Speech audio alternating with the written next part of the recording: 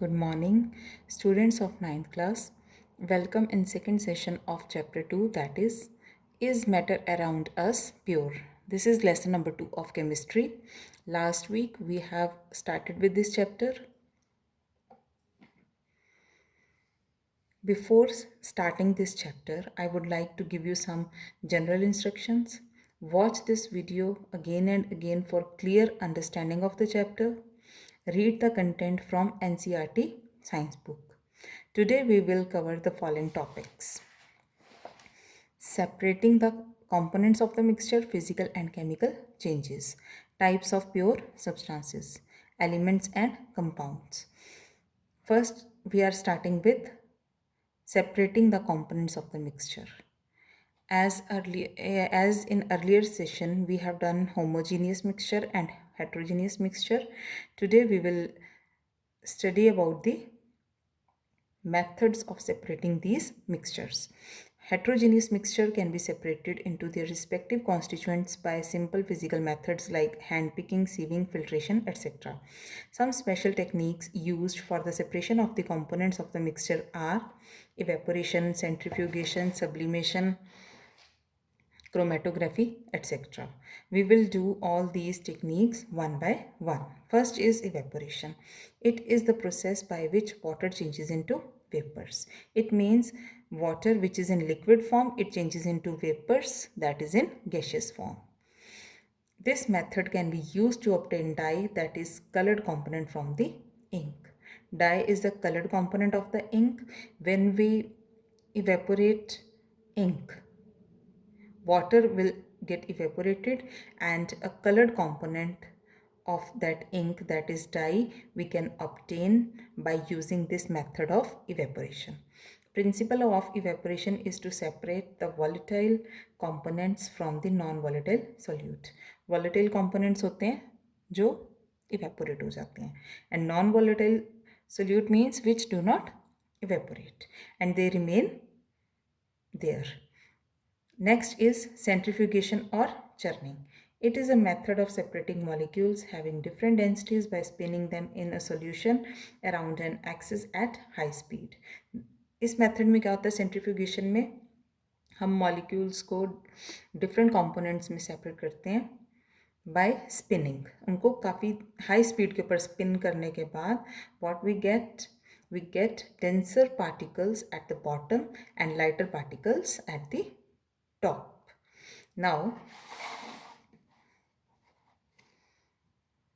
this method is used to separate cream from milk. This method means the method of centrifugation is used to separate cream from milk. The principle is that the denser particles are forced to the bottom and the lighter particles stay at the top when we spun rapidly.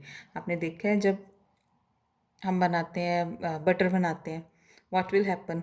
जो butter होता है, being lighter, it stay at the top and जो उसमें उसके बाद जो हमारे पास लस्सी बचती है that is forced to be at bottom. These are the denser particles remain at the bottom and the lighter particles stay at the top when it is spun rapidly. Applications means uses of centrifugation. Centrifugation method, it is used in diagnostic laboratories from blood and urine test. It is used in dairies and home to separate butter from milk. It is used in washing machines to squeeze out water from the wet clothes. Clothes को dry करने में भी जो washing machine में dryer जो लगा होता है वो भी सेंट्रीफ्यूगेशन की टेक्निक ही यूज़ करता है in order to dry the clothes. Next method is separating immiscible liquids. Immiscible liquids are the liquids which do not mix with each other properly. आपको मैंने पहले भी जो हमने किया था उसमें आपको इमिसिबल लिक्विड्स की डेफिनेशन बताई थी. The liquids which do not mix properly with each other, they are called immiscible liquids. For example kerosene and water. Kerosene oil and water को मिक्स करने के बाद आप देखते हो there is a separate layer of kerosene oil and water even after mixing them. The mixture of two immiscible liquids can be separated by using separating funnel. The mixture of kerosene oil and water can be separated by using the separating funnel. Applications. It is used to separate mixture of oil and water. This method is also used in the extraction of iron from its ore. In your books, on page number 20, there is a diagram of separating funnel. This is the diagram in which separation of immiscible liquids is shown. This is separating funnel. Here is a stopcock which is present at the bottom. Now, what we have to do? Pour the mixture of kerosene oil and water in the separating funnel. Kerosene oil और water के mixture को हम separating funnel के अंदर डाल देंगे. Then let it stand undisturbed for some time so that the separate layers of oil and water are formed. You can see over here 2 separate layers of oil as well as water are there. Upper layer is of kerosene oil and lower layer is of water. Open the stopcock of the separating funnel and pour out the lower layer of the water carefully. इसको open करेंगे हम stopcock को जब open करेंगे what will happen?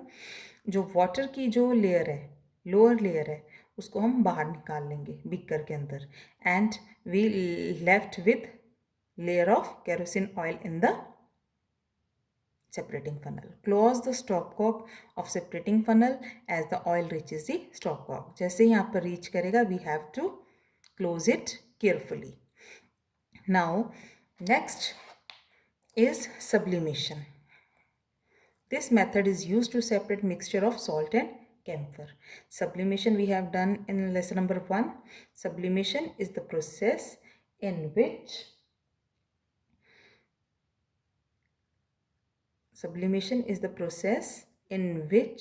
salt and camphor they are separated from each other by heating. Now in your books, same page number 20, you can see this is the separation of camphor and salt by sublimation. This is the setup, and what we do, we use tripod stand. Under it there is a Bunsen burner, and over this tripod stand there is a china dish. And over the china dish we have an inverted funnel which is plugged with cotton. Now in this china dish we have a mixture of camphor and salt. When we heat this mixture of camphor and salt, camphor from this mixture get deposited over here in this part, solidified camphor or vapors of camphor. These are deposited over here.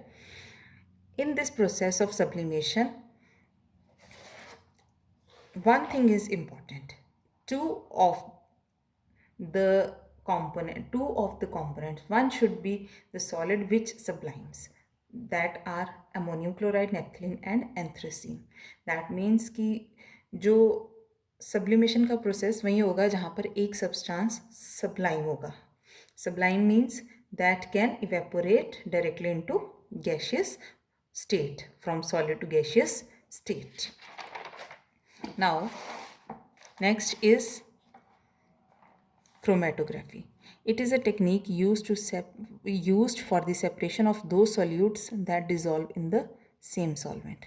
Chromatography एक ऐसी technique है which is used for the separation of the solutes that dissolve in the same solvent. एक ही solvent में काफ़ी सारे जब solute dissolve होते हैं उनको सेपरेट करने के लिए हम एक टेक्निक यूज़ करते हैं which is known as chromatography. Applications. It is use to separate colours in a dye is a mixture of 2 or more colors. It is used to separate pigments from the natural colors. It is also used to separate drugs from the blood. Now next process is distillation. This method is used for the separation of 2 miscible liquids that have sufficient difference in their boiling points. Miscible liquids which get mixed with each other very well. They are called miscible liquids. It is used to separate acetone and water from their mixture. In your books, page number 21, on page number 21, you can see this is the diagram which shows the separation of 2 miscible liquids by distillation. Look at this setup. In this, you have one stand, tripod stand is there, burner is there, conical flask or distillation flask is there, and there is a thermometer which is fitted over here, and this is the condenser, and under the condenser we have put beaker. Now let us try to separate acetone and water from their mixture. We take this acetone and water over here in this conical flask or distillating flask. Take the mixture in the distillation flask, fit it with thermometer. Now arrange the apparatus as shown in this figure. Heat the mixture slowly, keeping a close watch at the thermometer.